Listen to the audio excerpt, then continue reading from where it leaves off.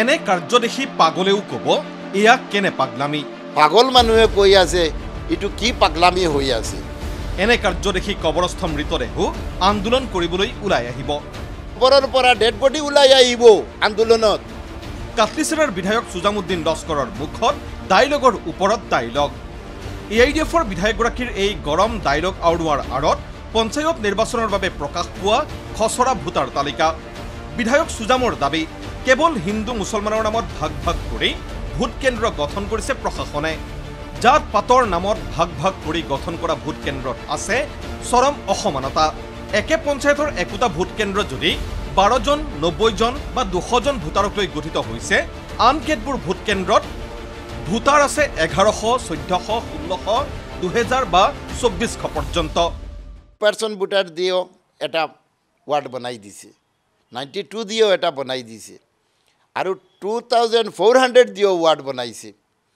আজিকালি আপোনালোকে দেখিছে ইভিএমত ভোট দেওয়াত সকাল 7টাৰ পৰা বিকাল 4টা, এইটো কাষ্ট নহয়। আৰু এই বেলেটৰ ভোট 3টা বেলেটত ভোট দিব, এইটো কেনেকৈ কাষ্টিং হ'ব এটা পুলিং ষ্টেচন।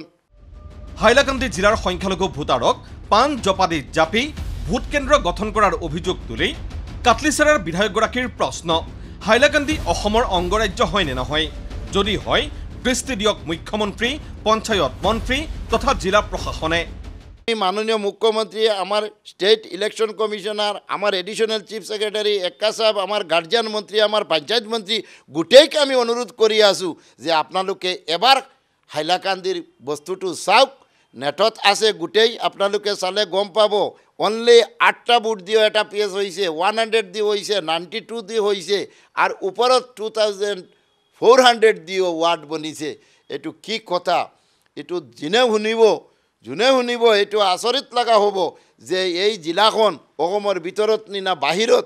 চৰকাৰে এই ক্ষেত্ৰত ব্যৱস্থা নললেই হাইলাকান্দিৰ ৰাইজক লৈ আন্দোলনত নমাৰ হুংকাৰ বিধায়ক সুজামুদ্দিন লস্কৰৰ। কৈ আছে যে MLA সাহেব আপুনি যদি আন্দোলনত যায়, গণতান্ত্ৰিক পদ্ধতিতে আন্দোলন কৰে, তেনেহ'লে কবৰৰ পৰা ডেড বডি ওলাই আহিব আন্দোলনত। এনেকৈ খেলিমেলি হৈছে হাইলাকান্দিত। এতিয়া গুৱাহাটীত আছোঁ, গৈ আমি DC সাহেবক এটা লিখিত মেমৰেণ্ডাম দিম। তাতে যদি একশ্যন নহয় তেনেহ'লে গণতান্ত্ৰিক পদ্ধতিতে হাইলাকান্দি জিলাবাসী লৈ আমি আন্দোলন কৰিম। ৰাইজে এতিয়া আমাক হাজাৰ হাজাৰ ফোন কৰি আছে, কৈ আছে আমাৰ পঞ্চায়ত ইলেকশ্যনটো নালাগে, পঞ্চায়ত ডেভেলপমেণ্টটো নালাগে। Bureau report ND24।